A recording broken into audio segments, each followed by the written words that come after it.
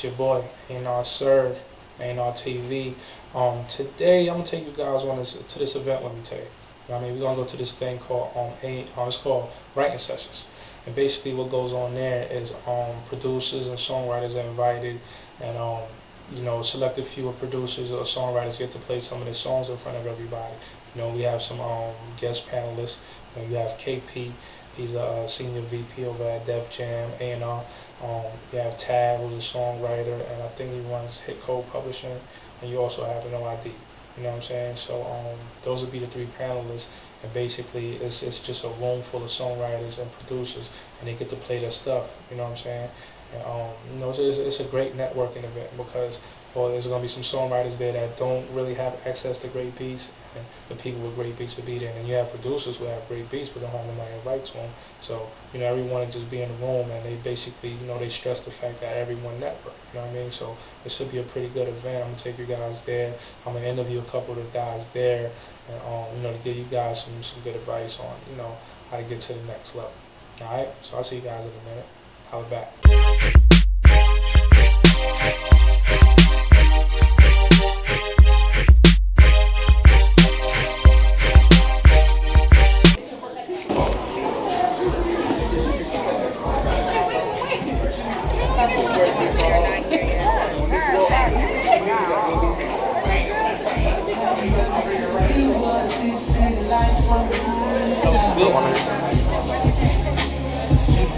Control while we listen to the skyline.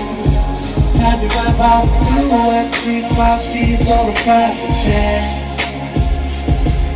The seat that goes into a band while sipping my wet.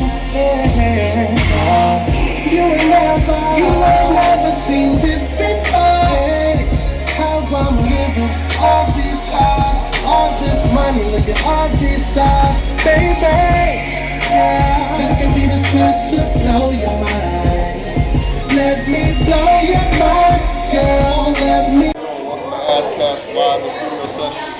I'm Tremaine Akron, Director of Creative Affairs here at Ascap. Mess with Ascap.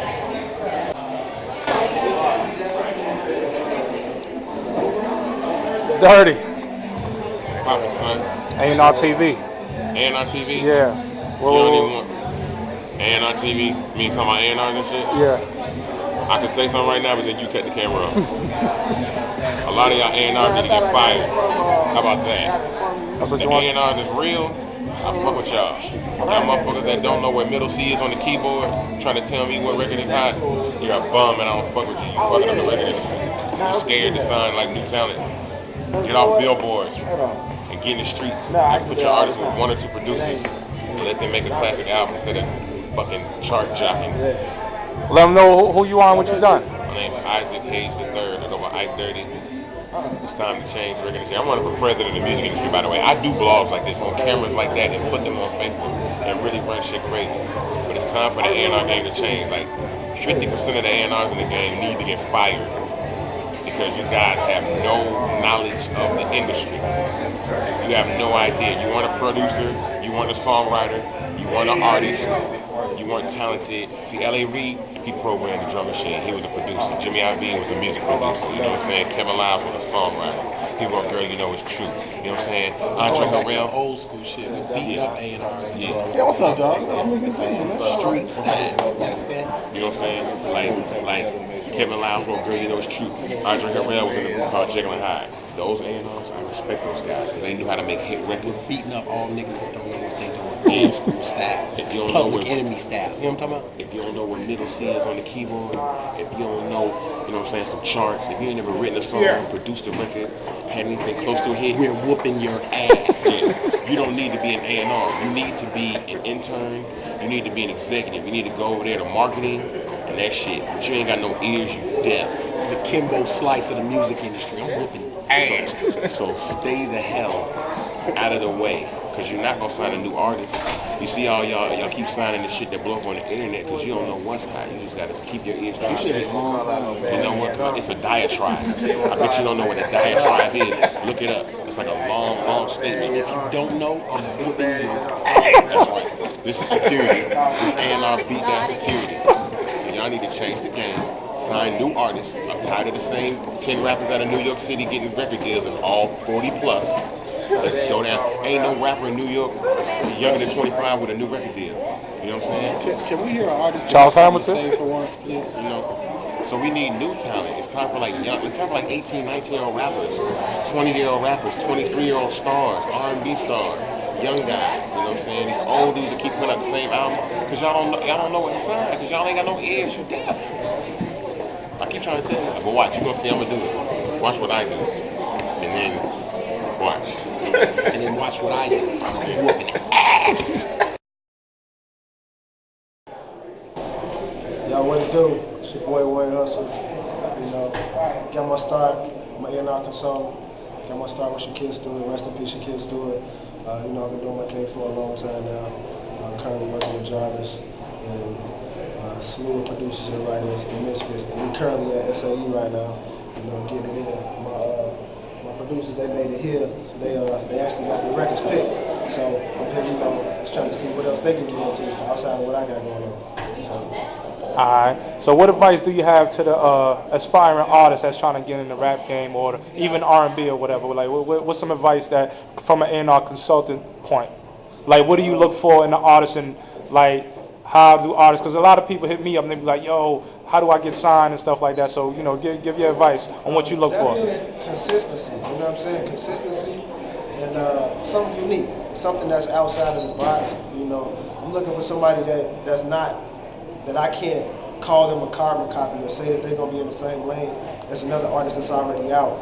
So, you know, I'm always looking for something different, something out the box. And when it comes to producers and writers, I'm always looking for a unique sound, a different type of sound, like somebody who is an intro on their record sounding like Drummer Boy or somebody like a Timberland. I'm just looking for something that's like that new.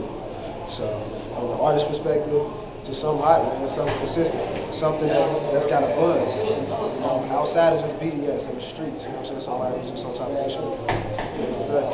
All right. What's going on, y'all? This is Keenan Johnson, Interscope Records, National Director, Urban Promotions, 2009. Let's do it. What do you do? Basically, I get records played, man. I get artists broke. Artists you may be familiar with right now, just breaking out is Carrie Hilson. Just took her #1. Gave her first #1 record in the country with Turning Me On featuring Lil Wayne. So, you know, we're doing all right.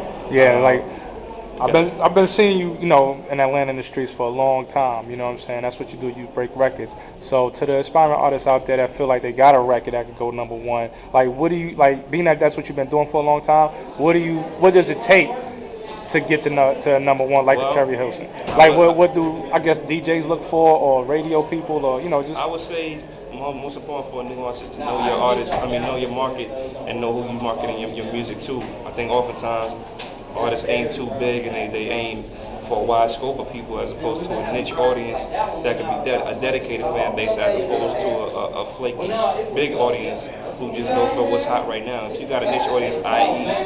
Jeezy, who built his career off the streets first and foremost and who still love him to this day, and will probably always still love him, that's the best way to build your audience because they're always going to be dedicated to you as long as you give them concrete and good music that's traditionally what you've given them from day one.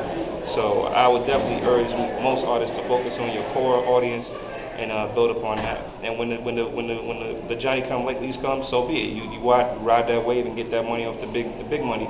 But if you got a niche audience and they're dedicated, they'll always be dedicated as long as you give them that good heat. And that's what I recommend. One more